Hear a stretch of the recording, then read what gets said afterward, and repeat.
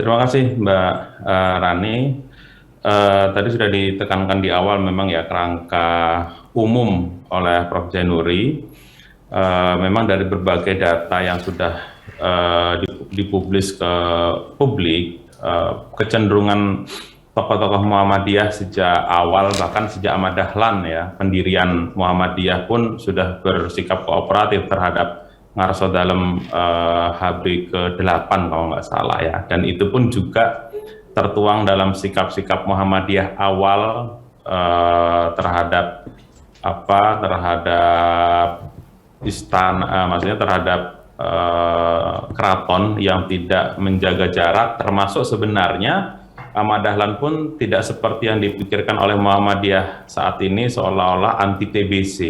Itu sikap-sikap awal. Nah, sehingga memang walaupun pada titik tertentu tokoh-tokoh Muhammadiyah pernah bersitegang dengan pemerintah, terutama pasca ketika Muhammadiyah keluar dari Masyumi, dan bahkan karena Masyumi pernah dibubarkan, aktivis-aktivis Muhammadiyah pun hampir kemudian terkena dampaknya, yang kemudian Muhammadiyah hampir saja dibubarkan, tetapi berkat kelihayan ketua pada saat itu, Kiai Haji Ahmad Badawi, kemudian mengundang Soekarno pada muktamar setengah abad 62 di Jakarta, yang menjadi strategi kemudian pidatonya Bung Karno pada saat itu untuk tidak mencoret namanya bla bla bla, dengan judul yang jadi buku Makin Lama Makin Cinta itu.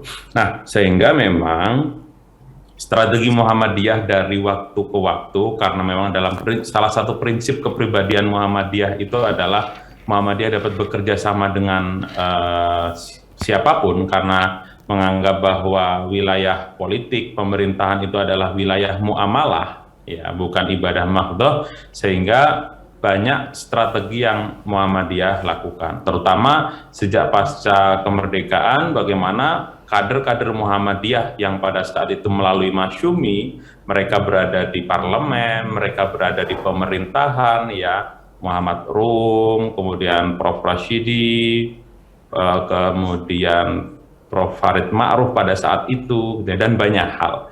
Sehingga mereka secara struktural masuk di dalam pemerintahan. Meskipun pada saat itu memang berbagai hal konflik, termasuk kemudian beberapa menteri yang dari Muhammadiyah, Prof. Mulyadi apa siapa dia di era Soekarno itu, pernah juga terjadi sedikit konflik dengan Muhammadiyah. Nah, tetapi melalui tokoh-tokoh Muhammadiyah yang ada di pemerintahan maupun di parlemen, itu menjadi strategi yang dilakukan oleh Muhammadiyah mempengaruhi pemerintahan.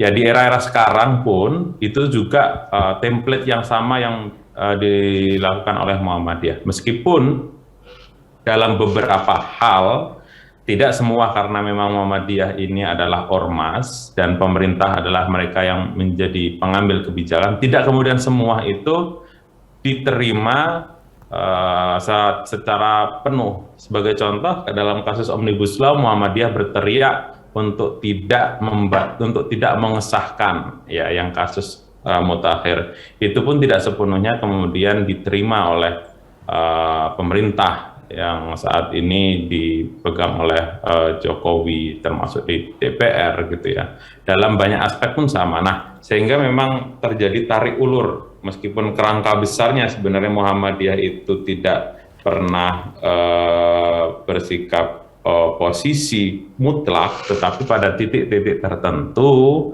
itu juga mengalami relasi yang cukup keras. Terutama kalau seandainya bisa kita lihat model era reformasi pada saat ini, model kepemimpinan Prof. Din Samsudin yang cenderung kritis terhadap pemerintah, itu terlihatlah salah satu tandanya ketika muktamar 1 abad, SBY dengan strateginya kemudian memberikan sambutan melalui lewat online dari Saudi kalau nggak salah.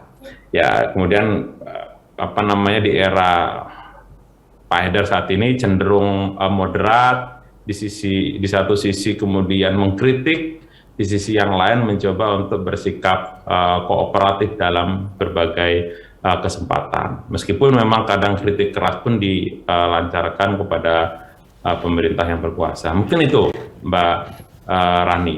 Jadi strategi sudah kita lakukan baik secara struktural maupun lobby-lobby oleh tokoh-tokoh Muhammadiyah, tetapi dinamikanya ya pasang surut. Di satu sisi memang berdampak pada kebijakan, tapi di sisi lain ada juga yang kemudian ditolak 100% gitu. Jadi sangat dinamis sekali dalam politik praktis itu, karena memang tidak hanya Muhammadiyah, ormas yang lain, termasuk partai politik, termasuk kelompok ekonomi, ya mereka yang juga punya kepentingan itu saling bersautan satu sama lain. Jadi tak pasang surut lah satu dengan yang lainnya. Mungkin itu beberapa hal yang bisa saya respon.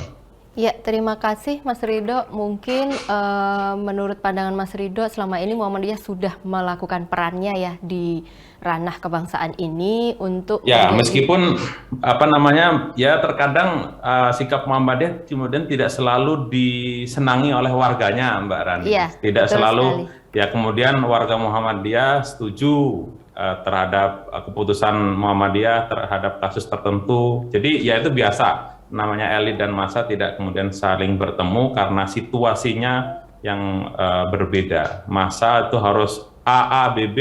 Kalau elit itu kan ya A atau B, mengerti konteksnya masing-masing. Gitu kira-kira.